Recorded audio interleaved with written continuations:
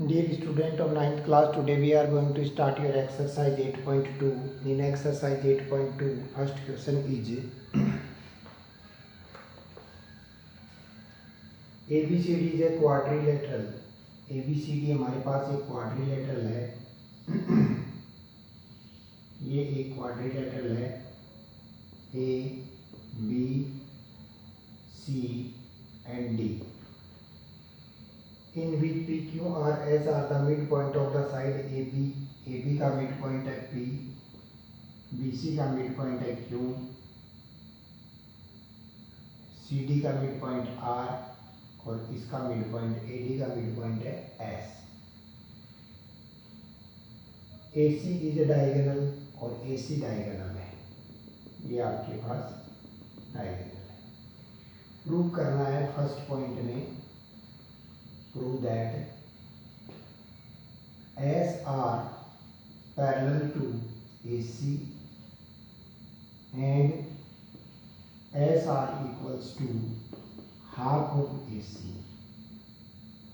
Second point हमें prove करना है PQ इक्वल्स टू SR और थर्ड पॉइंट हमें प्रूव करना है PQRS is a parallelogram. PQRS is a parallelogram. ये तीन पॉइंट हमें प्रूव करने हैं. गिवन है हमें पैरेललोग्राम में क्वाड्रिलेटरल ABCD की साइड AB का मिड पॉइंट P है, BC का मिड पॉइंट Q है, DC का मिड पॉइंट R है और AD का मिड पॉइंट S है. तो देखिए इनको हम मिलाते हैं मिड पॉइंट्स को.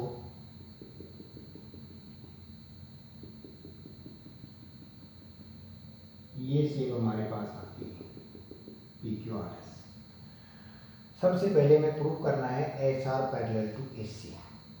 तो फर्स्ट पॉइंट में देखिए इन ट्राइंगल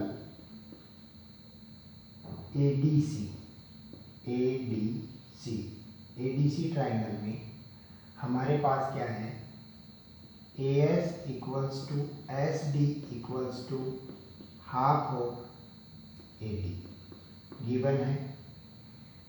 दूसरा हमारे पास DR equals to RC equals to half of DC. ये मिड पॉइंट गिवन था तो हम इसको नोट कर सकते हैं. AS equals to DS equals to half of AD, DR equals to RC equals to half of DC. Then SR parallel to AC and SR equals to half of AC. ऐसा इसलिए SR है वो parallel है AC के और SR equals to है half of AC, क्योंकि mid point theorem के अकॉर्डिंग एक ट्राइंगल की दो साइड के मिड पॉइंट से जो लाइन जाती है वो थर्ड साइड के पैरेलल होती है और लेंथ में उसके हाफ होती है. तो यहाँ पे हम नोट करेंगे by mid point theorem. By mid point theorem.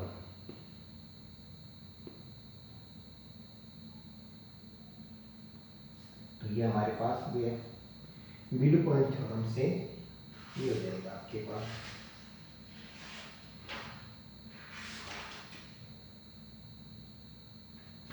अब देखिए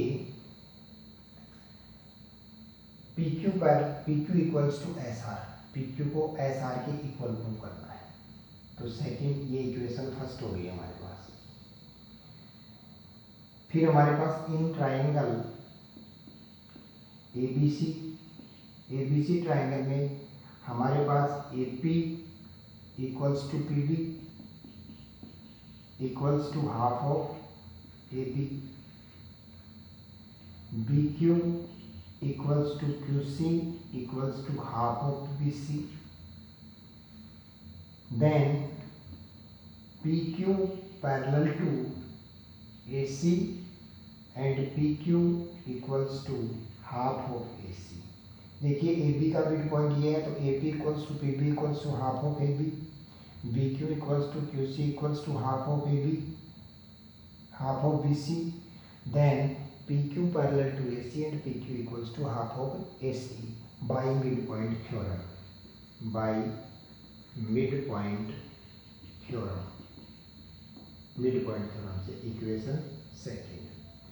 अब देखिए P Q parallel to A C है और P Q equals to half of A C है, S R parallel to A C है और S R equals to half of A C है, then S R equals to आपके पास हो गया P Q. From equation first and second, first और second equation से हमारे पास आ गया P Q equals to S R और P Q parallel to S R, ये हमारे पास सेकेंड पॉइंट प्रूव हो गया आपका। अब देखिए P Q parallel to S R है और P Q equals to S R है, देन थर्ड पॉइंट भी हमारे पास प्रूव हो गया कि P Q R S is a parallelogram, क्योंकि पी क्यू है वो एस आर के पैरेलल है, पी क्यू है वो एस आर के इक्वल है। तो एक क्वाड्रिलेटरल के अंदर जब दो अपोजिट साइड इक्वल और वही साइड पैरेलल होती हैं तो वो क्वाड्रिलेटरल क्या होता है, पैरेललोग्राम हो जाता है। तो हमारे पास फर्स्ट पॉइंट तो ये हो गया S R parallel to A C and S R equals to half of A C. ये हमारे पास second point P Q equals to S R हो गया, P Q equals to S R, और ये हमारे पास इन दोनों पॉइंट से पॉइंट थर्ड हो गया P Q R S is a parallelogram, यानी पी क्यू आर एस एक क्या है, पैरेललोग्राम। अब देखिए question number second.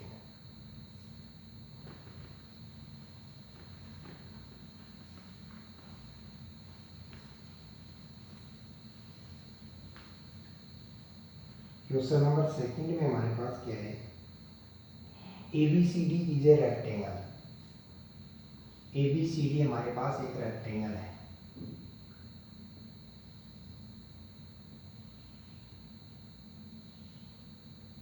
A B C और ये D, P Q R S are the mid point of side AB, AB का mid point P है, BC का मिड पॉइंट Q है, DC का मिड पॉइंट R है और DA का मिड पॉइंट S है। So that quadrilateral PQRS is a trapezium. अब हमें प्रूव करना है कि ये जो क्वाड्रिलेटरल बना है PQRS,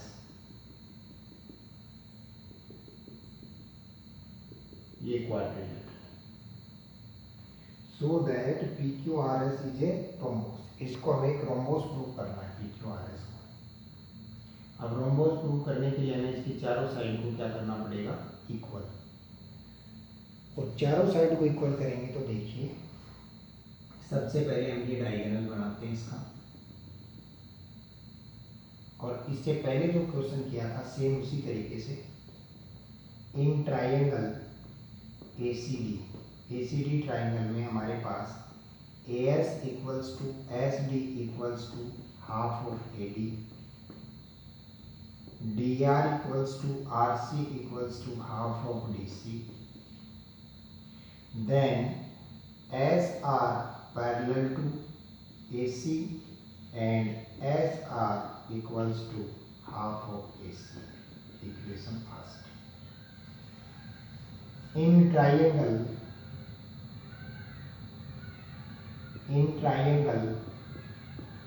ABC, AP equals to PB equals to half of AB,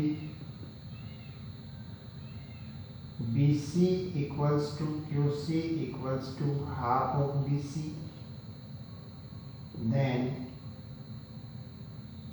PQ parallel to AC and PQ equals to half of AC by midpoint theorem, by midpoint theorem, ये इक्वेशन सेकंड है। अब देखिए इसी तरीके से हम ये इसका डायगोनल बना देते हैं,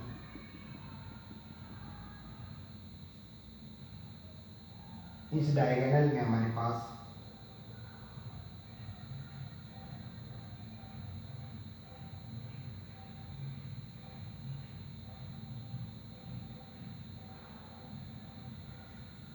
इस डायगोनल में हमारे पास ट्राइंगल आएगा, in triangle A B D, इस ट्राइंगल में AP equals to PB equals to half of AB, AS equals to SD equals to half of AD, then SP parallel to AD BD and SP equals to half of BD. ये equation third हो गई हमारे पास। अब देखिए in triangle ADC triangle में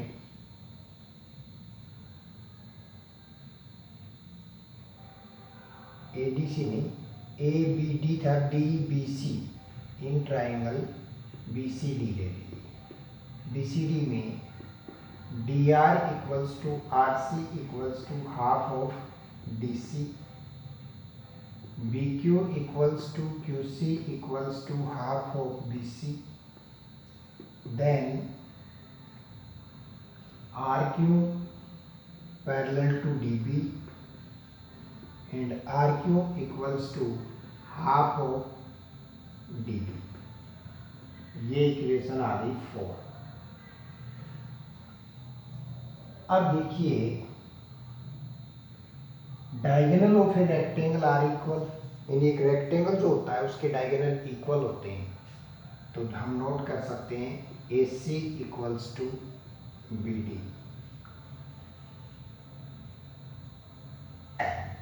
diagonal of a rectangle are equal, ये आपके पास होगी इक्वेशन 5। अब देखिए ये लाइन इसके इक्वल हो गई, ये SP RQ के इक्वल हो गया, और डायगोनल AC और BD इक्वल हो गया, तो इसका मतलब आपके पास PQ और SR RQ और SP चारों साइड इक्वल हो गई। फ्रॉम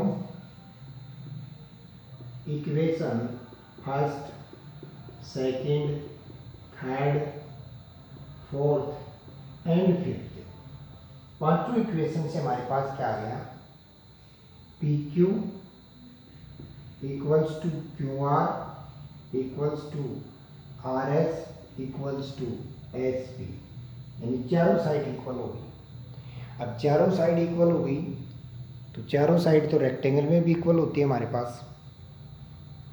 अब देखिए हमें इसके ईच एंगल को राइट एंगल और प्रूव करना पड़ेगा। यहाँ से देखिए diagonal of a rectangle are bisect each other at right angle, यानी ये जो एंगल आपके पास है ये 90 डिग्री है, ये एंगल 1 और ये एंगल 2।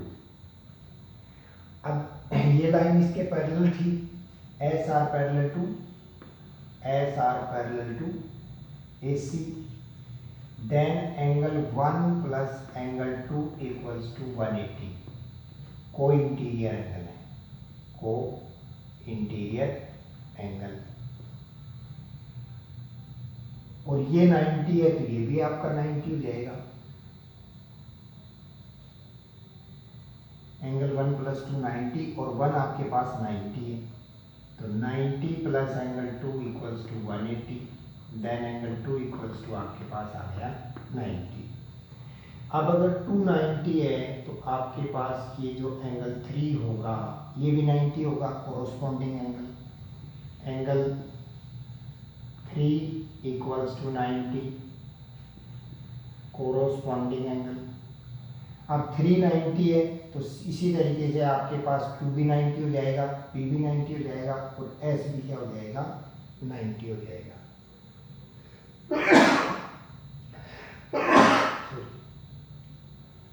तो इसे हमें प्रूव क्या करना था, PQRS then quadrilateral PQRS is a rectangle, ABCD is a rhombus and PQRS are the midpoint of the sides AB, BC, CD and DA respectively, so that quadrilateral P Q R S is a rectangle. इस P Q R S को लेकर rectangle prove करना था। यानी ये एक rhombus था आपके पास, ये इसकी साइड्स के मिड पॉइंट थे।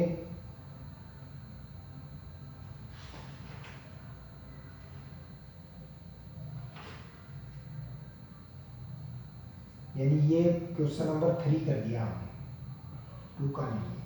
क्वेश्चन नंबर 3 में हमें A B C D rectangle, A B C D एक रेक्टेंगल था और पी क्यू आर एस इसके मिड पॉइंट थे साइड्स के, और हमें इसको रोम्बोस प्रूव करना था।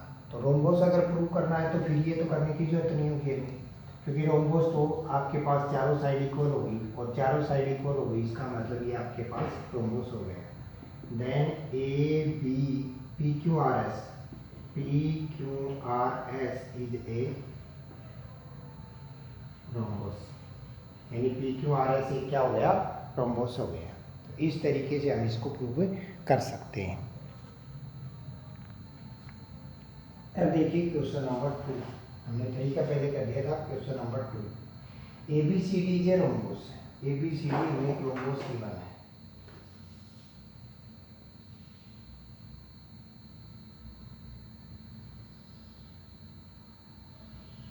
ये हमारे पास एक रोम्बोस है, ए बी सी और डी, और पी क्यू आर एस इसके साइड्स के मिड पॉइंट है।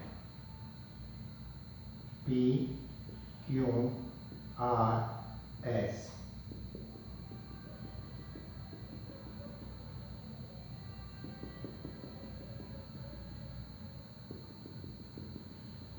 ये हमें प्रूव क्या करना है, so that quadrilateral P Q R S is a rectangle. इसको हमें रेक्टेंगल प्रूव करना है पी क्यू आर एस को। तो देखिए हम ए सी इसका डायगोनल बनाते हैं, ये इसका डायगोनल हो गया। इन